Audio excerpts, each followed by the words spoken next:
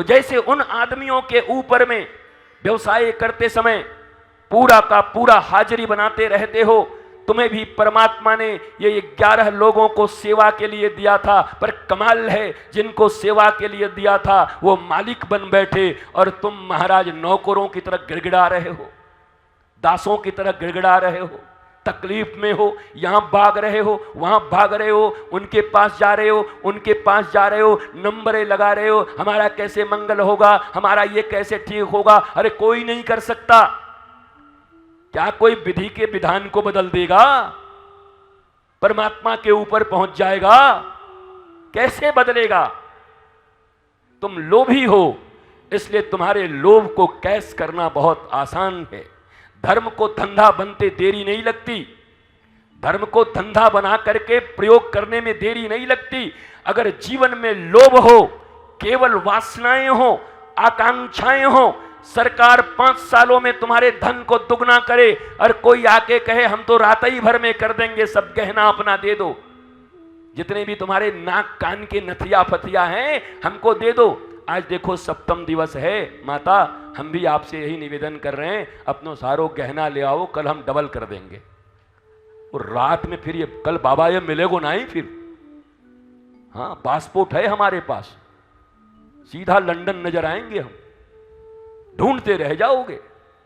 तो जब सरकार 5 वर्षों में कर रही है, व्यापारी दिन रात मेहनत करके तब जाकर उसको दुगना बना पा रहा है, तुम स्वयं समझते हो कि पैसों को बनाने के लिए कितनी परिश्रम जीवन में करनी पड़ती है दाल रोटी कमाने के लिए, और कोई आकर तुम्हें कह देता है रात भर में दुगना कर देंगे, और तुम जादू के फेर में पड़ के और फिर लेके भाग जाए तो कहे बाबा पाखंडी निकलो। अरे तुम महालोभी हो, तुमसे बड़ा लोभी इस दुनिया में कोई पैदा नहीं हुआ होगा।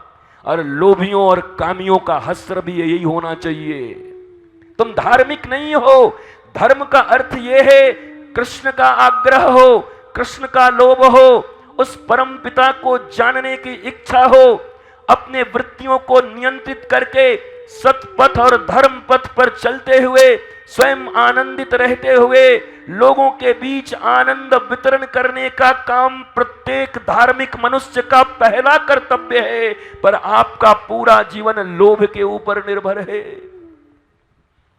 तो बाबा तो बाद में पाखंडी होगा। राम मिलाए जोड़ी, सोना ले लेके दुगना करने आए अंधे लोग, अब बाबा लेके फरार है वो कोढ़ी। अब बताओ,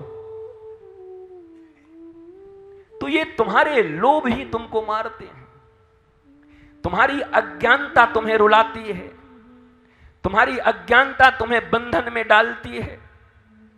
तुम व्यर्थ ही लोगों के ऊपर आरोप लगाते चल रहे हो, क्योंकि मनुष्य के जीवन की सबसे बड़ी तकलीफ है वो सेल्फ रिस्पॉन्सिबिलिटी कभी नहीं लेता। घर में कुछ भी बिगड़ जाए कारण वो नहीं रहेगा, कारण कोई और होगा। उसकी तबीयत खराब हो जाए, हम मर गए काम करते करते, न सुबह सो सकते हैं न रात को सो सकते हैं, हमको जानवर बना दिया है लोगों ने, हमें बीमार पड़ गए हम। वो अपने भी बीमार होने का कारण स्वयं को नहीं मानता। भैया इतने तो ईमानदार बन जाओ। भगवान ने कहा अवश्यमेव भोक्तव्यम, हर आदमी अपने ही कर्मों का फल भोगता है। भागवत की शुरुआत हो रही है एक गैया और बैल के चर्चा से, बाद से। एक पांव का बैल और एक गैया, दोनों में चर्चा हो रही है, धर्म और पृथ्वी के बीच चर्चा हो रही है। यही तो भागवत का प्रारंभ है। तो धर्म क्या कहते हैं नंदी?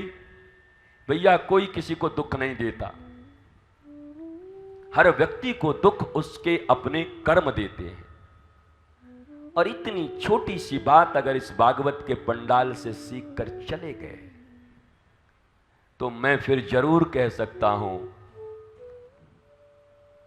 भाड़ में जाए दुनिया, हम बजाएंगे हारमोनिया। फिर हमारा हारमोनियम बढ़िया बजता रहेगा, तुम सुखी रहोगे, तुम आनंदित रहोगे। लेकिन जब तक डिपेंडेंट रहोगे, जब तक ब्लेम का गेम खेलते रहोगे, द गेम ऑफ ब्लेम,